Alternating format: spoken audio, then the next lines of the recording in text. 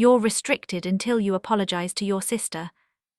My mother's voice cut through the backyard so loudly that every conversation stopped. 25 relatives turned toward us. Some still held paper plates, others lowered their drinks, every eye landed on me. I stood frozen beside the picnic table, trying to understand how a family barbecue had suddenly become a public trial. My younger sister kept her eyes on the ground and said nothing. Mom folded her arms. You're 29 years old, Victoria, but until you learn to respect this family, you're restricted. No holidays, no family events, nothing, not until you apologize. A few cousins chuckled. Then an uncle laughed outright. Someone whispered, "It's about time." Heat rushed into my face. I wasn't embarrassed because she'd yelled at me. She'd been doing that my whole life. I was embarrassed because they believed her. She waited for me to argue.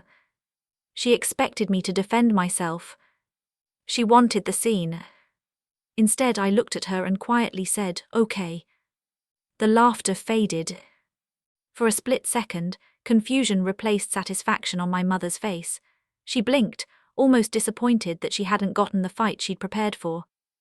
Then she smiled again.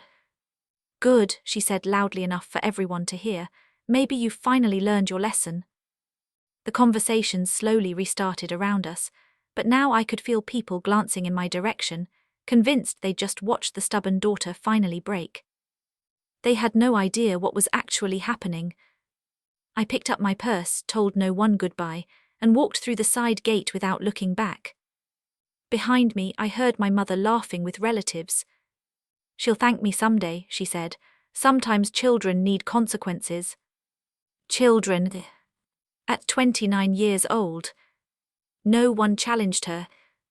No one asked why an adult woman needed permission to attend a family barbecue. No one asked why she demanded an apology when they didn't even know what had happened. They simply accepted her version because they always had. That night, I returned to the house where I'd been staying temporarily while my grandfather's estate was still being settled. I didn't cry. I didn't call anyone. I opened my closet, reached to the back shelf, and carefully removed a small locked document box. It was the only thing my grandfather had personally handed me before he passed away. He'd made me promise not to open it until I received specific instructions. Now those instructions finally made sense. I packed only what I needed. Clothes, personal photographs, my laptop, the locked box. Everything else stayed exactly where it was. I didn't leave a note. I didn't leave an explanation. Before sunrise, I quietly walked out the front door and locked it behind me. The next morning, my mother arrived wearing the same confident smile she'd worn after humiliating me in front of the family. She knocked once before letting herself inside. "Victoria," she called, "ready to apologize yet?" No answer. She walked upstairs. She opened my bedroom door. The room was empty. Her smile widened. "So," she muttered, "she finally ran." Before she could say another word, the front door slammed downstairs. Footsteps echoed through the house. A man hurried inside, breathing hard, clutching a leather briefcase. My grandfather's estate attorney. He looked from my empty room to my mother. The color drained from his face. "Ma'am," he said, his voice shaking. "What have you done?" 3 weeks earlier, before the family barbecue, my grandfather had been living out his final days in quiet comfort at the house he had owned for more than 40 years. Most afternoons, I sat beside him on the back porch. Sometimes we talked. Sometimes we didn't. He liked the silence just as much as the conversation. "You're here again," he said one afternoon with a faint smile. "Of course," I replied, handing him a cup of tea. "Where else would I be?" He chuckled. "Your mother thinks you're wasting your time." I smiled without answering. He already knew. Mom rarely came to visit unless someone else was around to see her. When she did, the conversations rarely lasted more than 15 minutes before they turned toward finances. "We should simplify everything," she would say while straightening papers that didn't belong to her. "Dad, you don't need all this stress. I'll take care of the house." Grandpa always answered the same way. "I've already made my decisions." She never liked hearing that. One evening after she left, Grandpa sighed and looked out the window. "People show you who they are when they think something valuable is within reach." I didn't ask what he meant. Instead, I helped him organize his medications before making dinner. I never expected anything in return. Taking care of him simply felt right. Days later, after his funeral, the pressure started almost immediately. Mum called. "You need to sign the house over to your sister." "I can't," I answered calmly. Grandpa made his wishes clear. "You can if you care about this family." "I care enough to respect what he wanted." Her voice hardened. "So you're choosing a building over your own sister?" "I'm choosing not to ignore Grandpa's final decision." She hung up without another word. That conversation wasn't the last. The messages kept coming. Some were demanding. Others sounded almost pleading. Then they became personal. "You're tearing this family apart. Everyone knows how you manipulated him. Do the right thing before everyone finds out who you really are." Within days, relatives who had always been friendly became distant. Aunts stopped returning my texts. Cousins avoided eye contact at church. Even my younger sister began speaking to me differently. "I just don't understand why you're doing this," she said quietly during one phone call. "I'm not doing anything to you. You could fix everything by signing one paper. I can't undo Grandpa's choice." She ended the call in tears. For the first time, I realized Mom wasn't just arguing with me. She was building a story. And everyone was believing it. Unsure what to do, I contacted Mr. Harris, my grandfather's estate attorney. We met in his office the next afternoon. After listening carefully, he folded his hands across his desk. "Victoria," he said, "your grandfather anticipated conflict." I stared at him. "He left instructions." Mr. Harris nodded. "He did, but they aren't to be opened yet." I leaned forward. When I tell you." He paused before adding one final sentence. "No matter what your mother says, don't react emotionally. Follow your grandfather's instructions exactly." As I left his office, one question kept repeating in my mind. What had my grandfather seen coming that I still couldn't? By the time the family reunion arrived, my mother had already won the court of public opinion. Before I even stepped into the backyard, she had been moving from table to table, telling her version of the story. "I've tried everything," she told one aunt with a dramatic sigh. "Victoria refuses to help her own sister." Another relative shook his head. "After everything this family has done for her." Mom lowered her voice just enough to sound heartbroken instead of angry. "Money changes people." By the time I walked through the gate, conversation stopped for a split second. Not because they were happy to see me. Because they had already decided who I was. My younger sister stood beside Mom, nervously twisting her bracelet. She looked uncomfortable, but she didn't challenge anything that had been said. Mom smiled when she saw me. "There you are," she called loudly. "Everyone was just talking about you." Several relatives turned toward me. An uncle folded his arms. One cousin muttered, "Maybe she'll finally do the right thing." Without waiting for me to speak, Mom addressed the entire gathering. "Victoria refuses to let her own sister have Grandpa's house." A chorus of disappointed murmurs spread across the yard. I took a slow breath. "Grandpa made his decision," I said evenly. "I'm respecting it." Mom laughed as though I'd told a joke. "No, you're being selfish." An aunt stepped forward. "Victoria, if signing one document keeps this family together, why wouldn't you do it?" Another relative chimed in. "Your sister deserves a chance too." No one asked what my grandfather had wanted. No one asked why the house had been left to me. They only repeated what Mom had already planted in their minds. Then she reached into her purse. Holding up a small keyring for everyone to see, she smiled proudly. "I've already given your sister the spare keys." She dropped the keys into my sister's hand. "The house will be hers soon anyway." Several relatives clapped. My stomach tightened. Mr. Harris's warning echoed in my head. No one should enter that property until the estate process is complete. Mom didn't realize it, but she had just admitted, in front of everyone, that she had acted without any legal authority. She expected me to explode.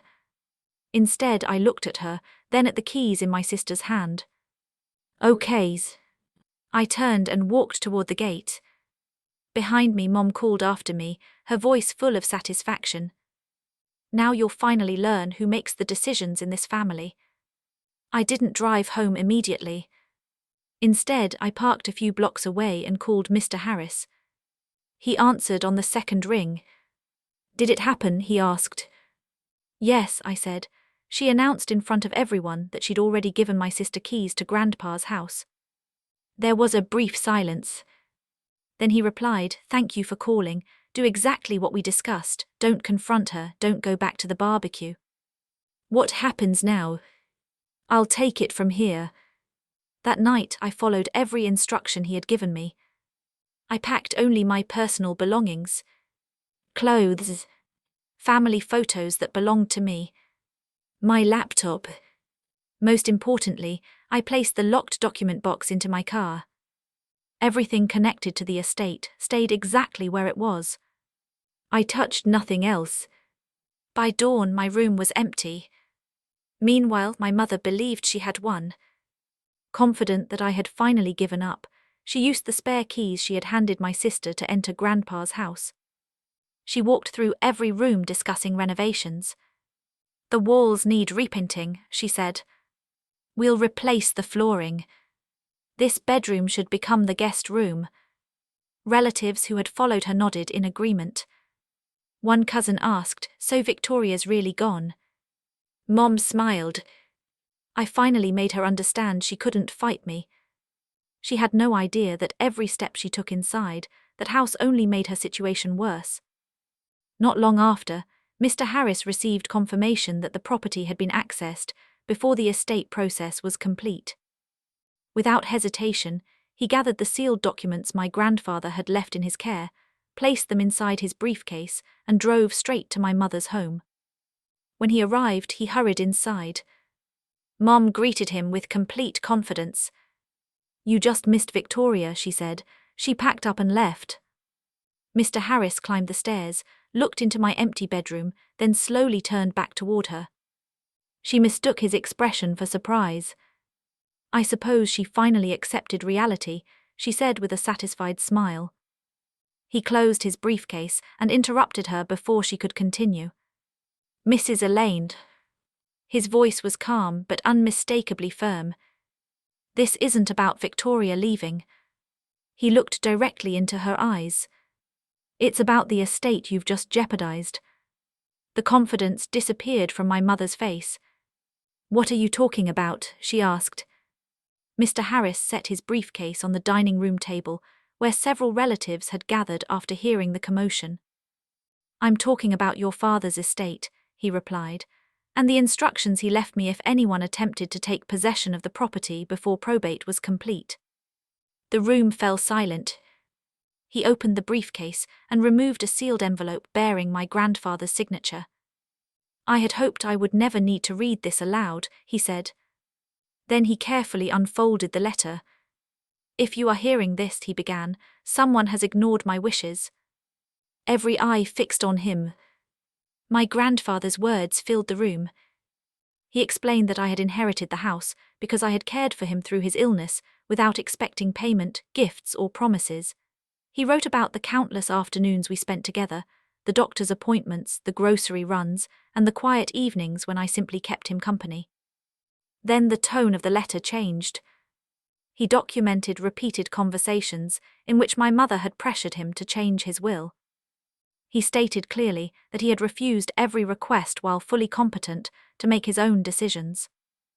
Mr. Harris laid additional documents on the table, dated letters, witness statements, medical records confirming my grandfather's mental capacity, and the finalized estate paperwork that matched every word of the letter. "There is no legal uncertainty here," Mr. Harris said. "Your father anticipated this exact situation." My mother tried to interrupt.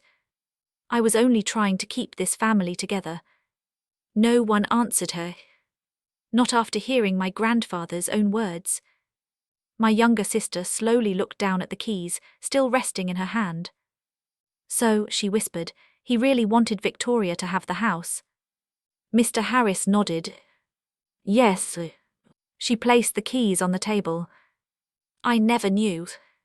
Across the room, relatives who had laughed at the barbecue avoided looking at me. An uncle cleared his throat. "I owe you an apology, Victoria." One by one, others quietly admitted they had accepted my mother's version of events without asking a single question. The hardest apology came from my sister. She walked over to me with tears in her eyes. "I'm sorry," she said. "I thought you were choosing the house over me." "I never was," I answered. "I was honoring Grandpa's decision." She nodded silently. Mr. Harris then addressed my mother one final time. "By entering the property and distributing keys before the estate process was complete, you've complicated the administration of the estate. Those keys must be returned immediately, and any further interference may expose you to legal and financial consequences." For the first time in my life, my mother had no control over the room. No one defended her. No one laughed. The authority she had relied on for years disappeared the moment the truth replaced her story. A few months later, probate was completed exactly as my grandfather had intended. I moved into the house legally. I changed the locks.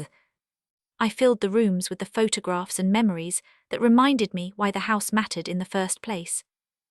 My relationship with my mother never returned to what it had been. Our conversations became limited to necessary legal matters, and I stopped chasing the approval I had spent years hoping to earn. My sister and I slowly rebuilt our relationship, this time without someone speaking for both of us. Not every family gathering looked the same after that. Some relatives stayed distant. Others made genuine efforts to reconnect. The difference was that I no longer measured my place in the family by who believed the loudest voice. Months later, I invited a small group of relatives and close friends to the house for dinner. There were no speeches, no accusations, no public humiliations, just honest conversation around the same table where my grandfather had once shared tea with me. As I looked around the room, I realized the inheritance had never been about owning a house. It was about protecting the wishes of the man who trusted me to carry them forward. The day my mother tried to make me feel like a powerless child became the day everyone finally saw who had really been controlling the family all along.